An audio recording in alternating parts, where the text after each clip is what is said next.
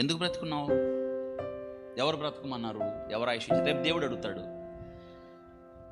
నేను కోవిడ్లో కూడా బ్రతికిచ్చాను కదా, అసలు నువ్వు చనిపోవాల్సింది తెలుసా? నేనే బ్రతుకని చెప్పా, నువ్వు బ్రతికావు, ఏం చేసావు నా కోసం? ఇన్ని సంవత్సరాల ఆయుష్ నేను ఇస్తే, ఇన్ని సంవత్సరాల జీవాన్ని నీకు ఇచ్చి బ్రతుకని చెప్తే ఎందుకు బ్రతకలేకపోయావు నా కోసం? ఇది ప్రశ్న కదా. దేవుడు మీకు ఇచ్చిన ఆయుష్ గురించి, అవును ప్రభువా నాకు ఆయుష్ ఇచ్చావు, అప్పుడు కన్నా నేను ఎక్కువ సేవ చేశా, కష్టపడ్డా, అనేకులను నీ యొద్దకు తీసుకొచ్చా అని చెప్పాలి కదా. దానిలోనే దేవుడు మనకిచ్చిన అవకాశాలు లెక్క అడుగుతాడు. అవకాశాల గురించి లెక్క, అవకాశములు, ఆపర్చునిటీస్, అవకాశాలు లెక్క అడుగుతాడు. దేని గురించి?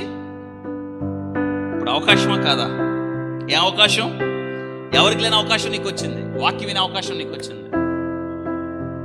నిర్ణయం నీదే. ఈ వర్తమానం వినే అవకాశం చాలా మందికి లేదు కదా, నీకే వచ్చింది. వినండి, ఉదయం ఆరాధన వచ్చిన వాళ్ళకి కూడా వేరే వర్తమానం మాట్లాడాడు, కానీ మీతో మాత్రం ఇదే మాట్లాడుతున్నాడు. ఎందుకు? ఏమో తెలియదు. అవకాశం ఇచ్చాడు, వాడుకున్నావా? నీ దగ్గరికి వచ్చిన అవకాశాన్ని ఎందుకు వాడుకోలేదు? ఎందుకు తీర్మానం చేసుకుని నా కొరకు బ్రతకలేకపోయావు అని దేవుడు అడుగుతాడు. రేపటి దినాన, ఆ దినాన ఏడ్చిన, ఆ దినాన మొత్తుకున్నా, ప్రవ్వా తప్పైపోయింది ప్రవ్వా అన్నా, నో యూస్, సమయం దాటిపోయింది. వింటున్నారా? అవకాశాలు మళ్ళీ తిరిగి రావు.